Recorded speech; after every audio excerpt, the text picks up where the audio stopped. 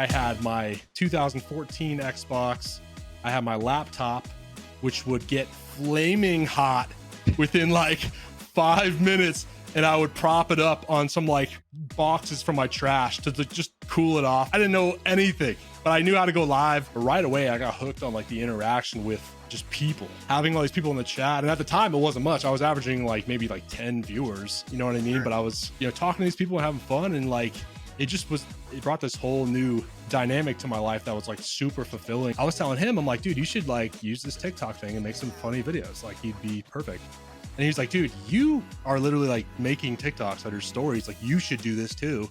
So we pretty much started the exact same day. And for about 2 months, every day, we'd be posting random stuff, no idea what niche to post in or anything like that. No idea what we're doing. And every day we'd discuss, our findings. This hashtag FYP, does that work? Like, did this video not do well because I didn't put that? Like, there's certain companies that think, yeah, he's a gamer, or like they try to like categorize you as like a gamer.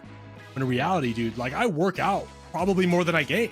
As far as being a creator, I always embody that with being able to create a multitude of different types of content. If you need a video, you need me to be on video, you need me to record a video, you need me to edit a video, like whatever it is, just embodying. That's what I feel like embodies a true content creator. Ladies and gentlemen, welcome to the Becoming a Creator podcast. Today, I am joined by Big Rob Energy. He is quickly growing across Twitch, YouTube, TikTok. You probably have seen his face. He has millions of views across all of this, even his last one. We'll talk about some of this today. It's going to be an epic episode, as well as on top of working on some other businesses. I've been a big fan of your content. I've seen it popping up on my TikTok feed. It was the first time I saw it.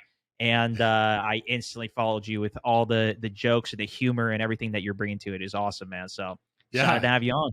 Dude, I appreciate that a lot. Like, this is actually a huge honor to be on this podcast. Stoked to be here, and yeah, just glad to do this. First, I like to start with a couple just rapid fire questions. Okay. I saw that you're a big fan of Post Malone. If Post Malone was a character in a video game, which game should it be?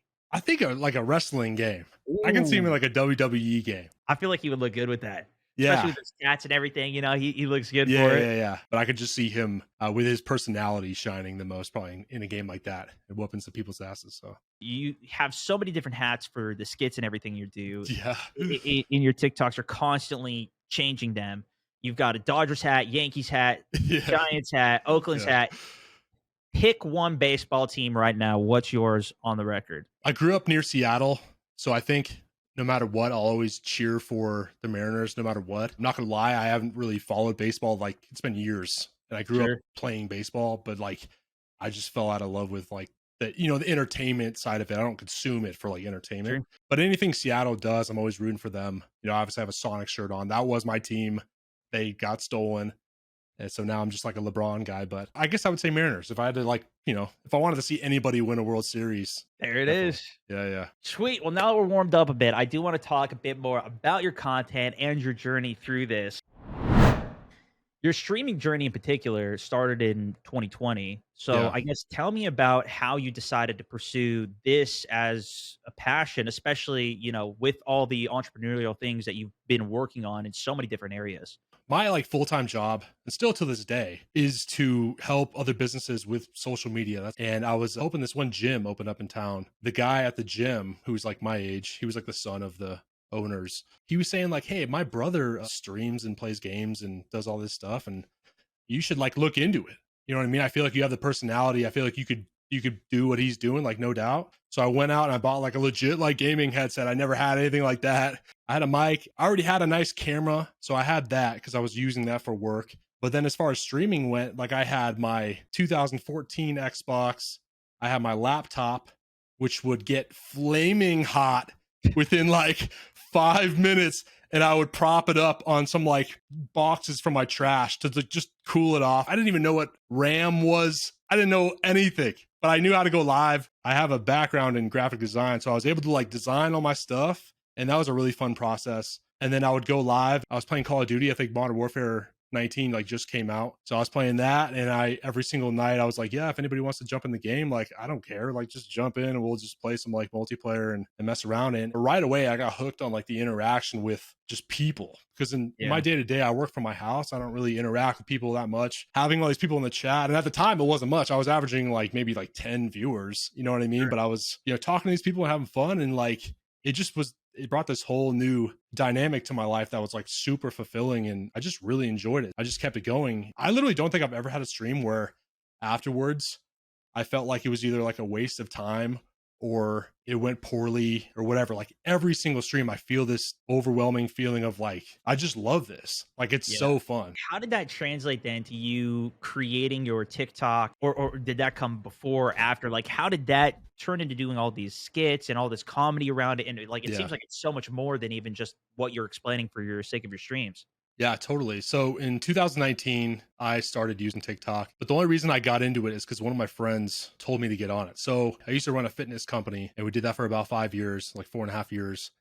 And I was building a name kind of in the fitness world. I had my Instagram at the time had 42,000 followers, all fitness related. And on my stories, I would always post like goofy, stupid shit. It was never like, this is how to work out, but the views were there because the followers were there. So it was like, it's fun. And I told my one buddy who's like a super funny dude, shout out to Big E. We're very similar in a lot of ways. I was telling him, I'm like, dude, you should like use this TikTok thing and make some funny videos. Like you'd be perfect. And he's like, dude, you are literally like making TikToks under stories. Like you should do this too. So we pretty much started the exact same day. Yeah, late 2019, we started the exact same day. And for about 2 months, every day, we'd be posting random stuff. No idea what niche to post in or anything like that. No idea what we're doing. Just posting random stuff.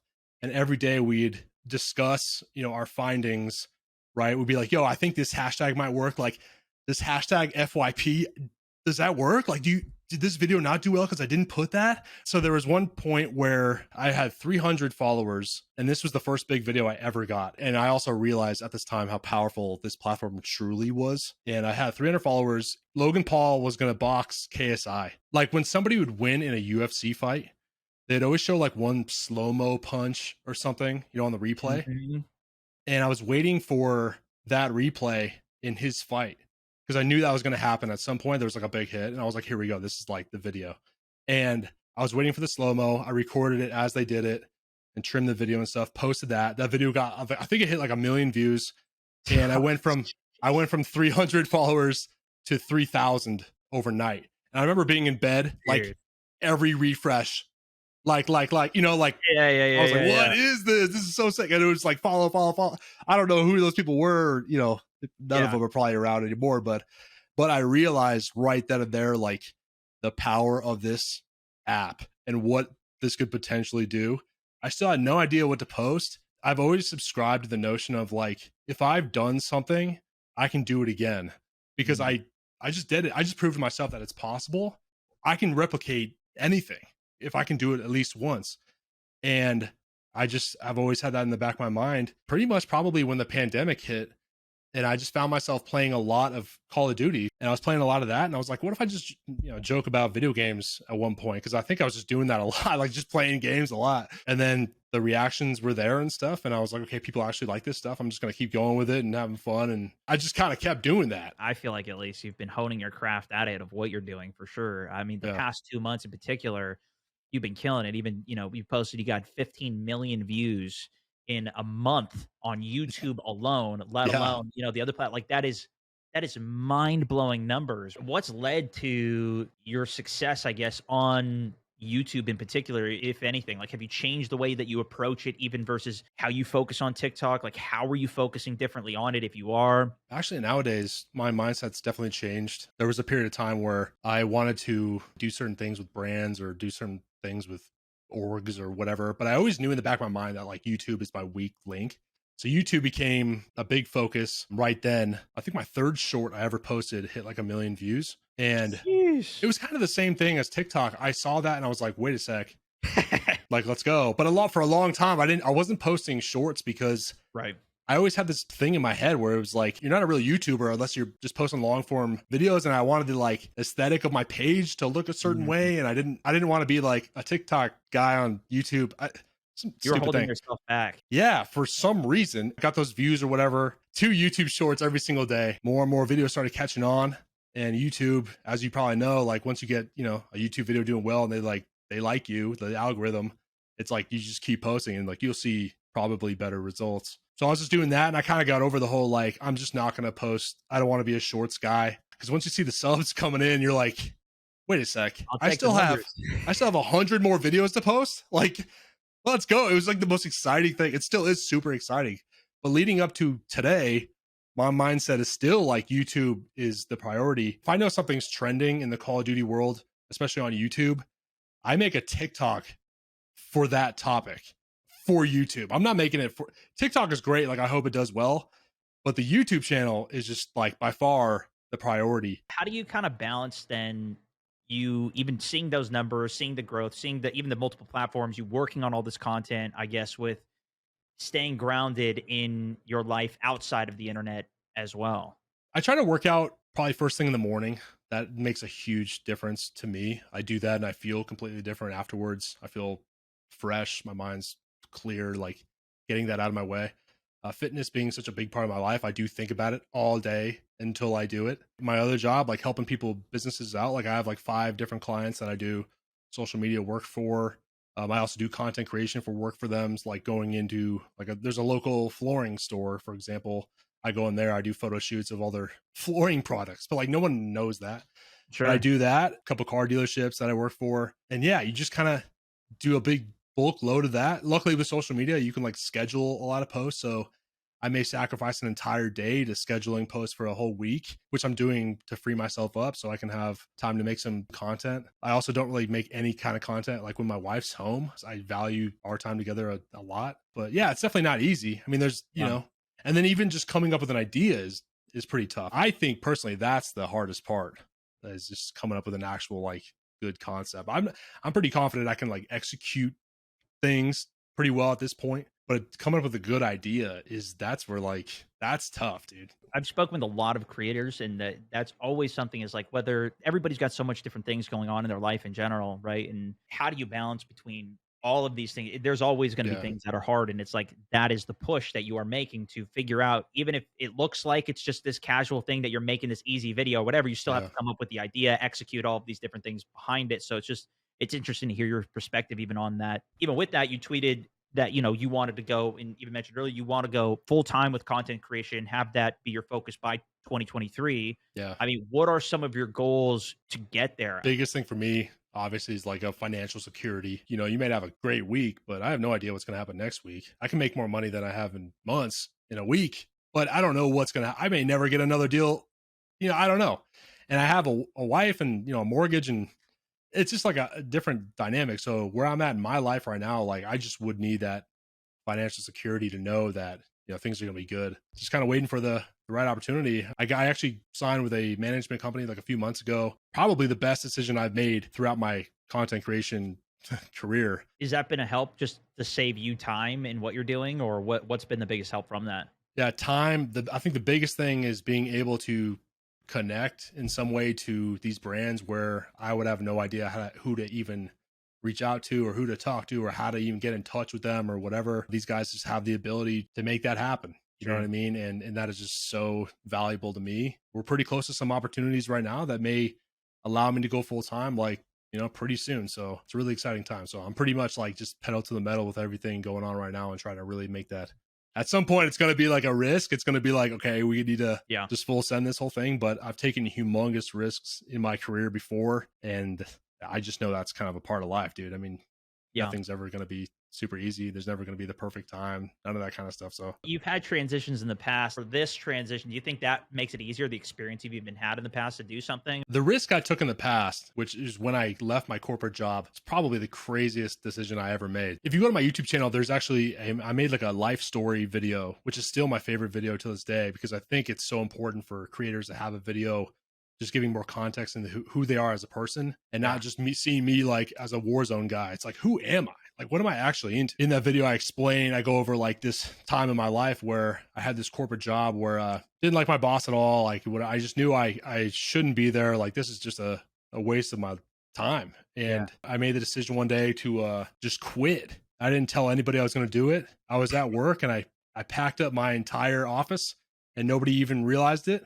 And I left. It was on a Friday and I called him. I think he was traveling. I just told him I'm done. He went insane on the phone. It was crazy. My wife had no idea that I was quitting my job. We had bought a house a couple weeks before that, and we just got married about a month Oh before my that. gosh. So it was like What's going through her I mind? literally have like goosebumps like talking about this right now, dude.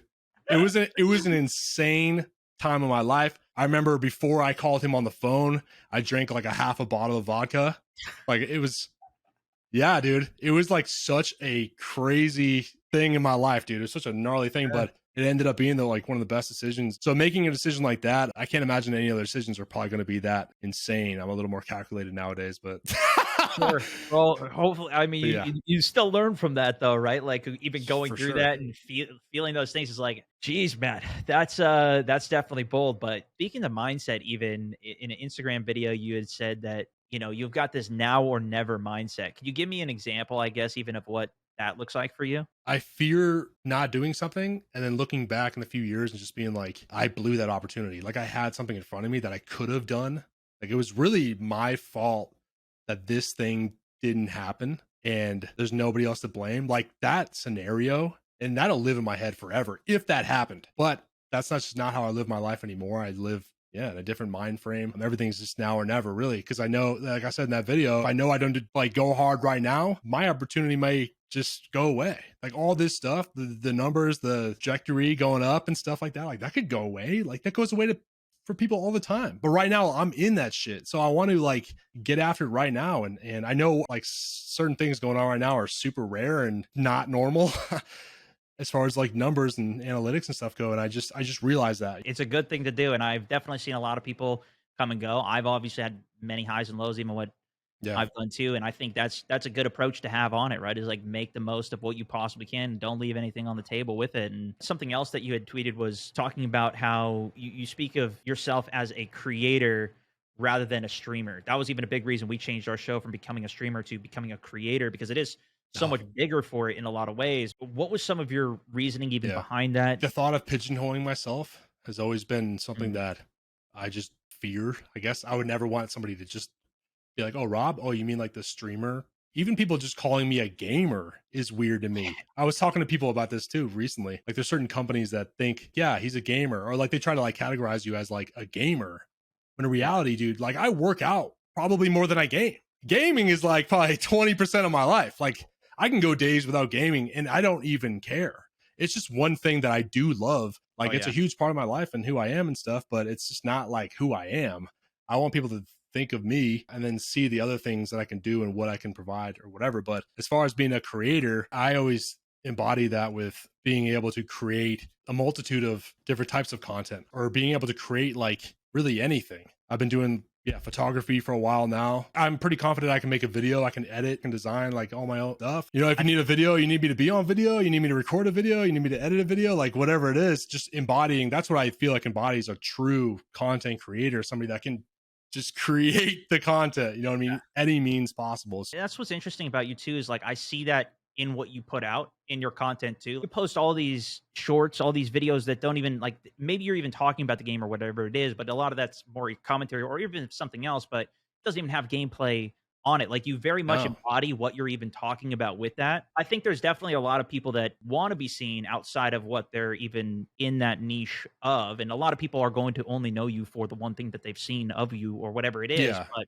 the fact that you can pull success in all of these different areas and different platforms, and like you're actually putting in the work to do those things, to me that's like is just a massive win. Yeah. I appreciate that What a you do, I lot. think it's very cool. I think one thing I try to do a lot too is to show different aspects of my life. Like, yeah, I'm a Halo fan, right? But you may see me playing Halo or whatever, but like even in the background of my stuff, like you can see there's like shoes, there's other stuff I'm interested in, just other things. So in my content, like on my Instagram, for example, it's not just all my TikTok skits. It's like a really in-depth look at my life. Like you can see every single different thing of my life. I just want to be able to relate to people. I feel like when you can relate to somebody, that's when you connect with them the most. And I just try to put an emphasis on that as much as I possibly can. Well, even to what you were talking about with like putting up your my story on your YouTube video and encompassing that as like your main focus for the channel as people come to it and let people know more about you. You even mentioned you think that's something that all creators should have. At what point do you think people should even create something like that? I think a part of me made that because I got into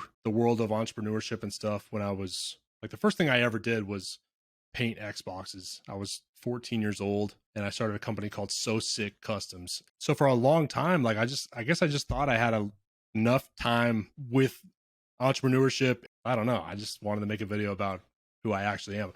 I just wouldn't want people to think I'm just this idiot on my TikTok. You know what I mean? Like, yeah, sure. If I can get a whole group of people to know that, like, yeah, I'm into cars or something like that. You know what I mean? That is really valuable to me because I know what it's like to be the consumer, and I learned something about somebody. I probably kind of reverse engineer like the content I consume, and when I enjoy it, kind of study like why did I even like this kind of thing, and try to like replicate that as much as I can. So that's probably what. Yeah, in a lot of ways, I mean, it sounds like you're putting out what you would want to see. And that's why, you know, it's really interesting to just dive deeper in on that, man. It's really, really cool. And especially because it is a different approach that you're taking by focusing on the shorter form content aspect and creating this, you know, to the point of like, hey, here's this trending topic. People are making longer form videos or whatever about that. How do I make my spin off of that? And like, that's especially in where so many people say all of this is so oversaturated and impossible. Like you're pulling insane, like there's also more viewers than ever. And it's kind of like, but how do you differentiate from that? And I feel like, you know, it's just something that stood out even as I saw you pop it up on my feed. So thank you so much for joining, man. It's been an absolute pleasure. Yeah, this is awesome, dude. I love this type of content and interaction and stuff. So it's cool to like just hear behind this because it's not really always a place for it, even in the main content of what you're doing, or, you know, even if it's a my story video or whatever, like it doesn't always come out well or people want to see it or whatever. So that's why we try and keep them a little bit more condensed. But yeah. You guys listening, you don't know Big Rob Energy, highly recommend. Check him out. YouTube, TikTok, Twitter, all the platforms. Give them some love and check it out. Thanks again for joining, man. Thank you, man. Appreciate it. As you know, this podcast is brought to you by Pipeline. I wanted you to meet a few members of the Pipeline community.